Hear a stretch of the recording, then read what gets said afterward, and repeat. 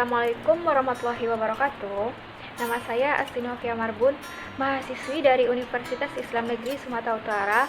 Di sini saya akan memaparkan isi rangkuman saya untuk memenuhi mata kuliah Manajemen Pembiayaan Bank Syariah, yang mana pengertian bank itu tersebut yaitu suatu bentuk badan usaha yang menghimpun dana dari masyarakat dalam bentuk simpanan, serta menyalurkannya kepada masyarakat dalam bentuk kredit atau bentuk lainnya, berguna untuk meningkatkan perusahaan yang bergerak dalam bidang keuangan.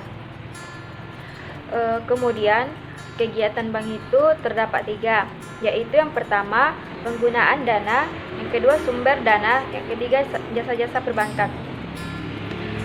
Kemudian fungsi bank itu yaitu yang pertama menghimpun dana dari masyarakat. Peran ini dilakukan dengan membuka berbagai produk simpanan seperti tabungan, giro, deposito, atau bentuk simpanan lainnya. Dan yang kedua, kemudian menyalurkan pembiayaan. Dan yang ketiga, menyelenggarakan lalu lintas pembiayaan. Oke, saya lanjut. Pengertian pembiayaan. Pembiayaan adalah penyediaan uang atau tagihan yang dapat dibersamakan berdasarkan persetujuan atau kesepakatan antara bank dengan pihak lain, yang mewajibkan pihak yang dibiayai untuk mengembalikan uang atau tagihan setelah jangka waktu yang telah disepakati dengan imbalan atau bagi hasil. Kemudian fungsi penyediaan dalam dunia perekonomian, yang pertama meningkatkan daya guna uang, meningkatkan lalu lintas dan peredaran uang, meningkatkan daya guna barang, meningkatkan peredaran barang sebagai alat stabilitas ekonomi, serta meningkatkan kegairahan usaha, meningkatkan pemerataan pendapatan, dan terakhir meningkatkan hubungan internasional. Kemudian prinsip evaluasi pembiayaan. Pembiayaan yang disalurkan harus dijaga kualitasnya, sehingga harus dilakukan evaluasi agar resiko pembiayaan atau kredit dapat diantisipasi dari awal. Maka, bank melakukan penilaian kepada calon debitur dengan prinsip 5C. Yang pertama yaitu karakter. Karakter yaitu keadaan waktu atau sifat nasabah, baik dalam kehidupan pribadi maupun lingkungannya usaha. Karakter ini adalah pengetahuan sampai sejauh mana kemampuan nasabah untuk memenuhi kewajibannya sesuai dengan perjanjian yang telah disepakati atau yang ditetapkan. Yang kedua, capacity. Capacity adalah kemampuan yang dimiliki oleh nasabah calon nasabah dalam menjalankan usahanya guna memperoleh laba yang diharapkan. Kegunaannya untuk mengetahui atau mengukur sejauh mana calon nasabah tersebut mampu mengembalikan atau melunasi utang-utangnya secara tepat waktu dari hasil usaha yang diperolehnya.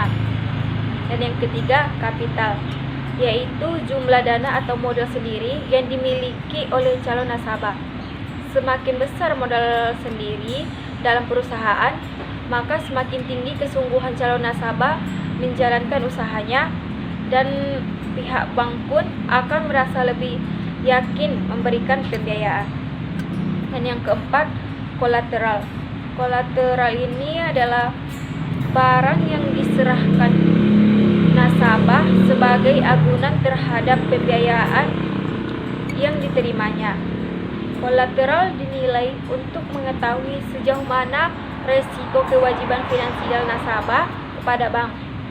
Dan yang kelima, condition, yaitu pembiayaan yang diberikan juga perlu pertimbangan atau mempertimbangkan kondisi ekonomi yang dikaitkan dengan prospek usaha calon nasabah. Oke, saya lanjut. Yang saya rasakan selama kuliah daring dengan dosen manajemen pembiayaan bank syariah, ya pasti terdapat sisi positif dan negatifnya. Yang mana dalam bentuk positifnya itu yaitu yang pertama, dengan pemberian materi melalui channel YouTube, mahasiswa dapat mengulang kembali materi-materi yang tertinggal yang telah diberikan oleh dosen di channel YouTube. Yang kedua, kuliah daring ini dengan dosen mata kuliah manajemen pembiayaan bank syariah, mahasiswa dapat melakukan aktivitas lainnya karena tidak mengadakan seperti via Zoom, Google Meet. Nah, kemudian dalam bentuk dari sisi negatifnya itu yang pertama, mahasiswa kurang efektif dalam melakukan perkuliahan karena apa yang disampaikan oleh dosen belum semaksimalnya tersampaikan pada mahasiswa. Yang kedua, kurangnya berkonsentrasi belajar karena faktor lingkungan belajarnya berzona nyaman, sehingga mahasiswa lebih memilih untuk bermain-main, untuk bersantai, atau tidur, sehingga melalaikan materi atau tugas. Yang ketiga, kurangnya interaksi mahasiswa dengan dosen dalam kuliah daring ini. Yang keempat dan terakhir, kendalanya itu kuota. Sekian dari saya. Wassalamualaikum warahmatullahi wabarakatuh.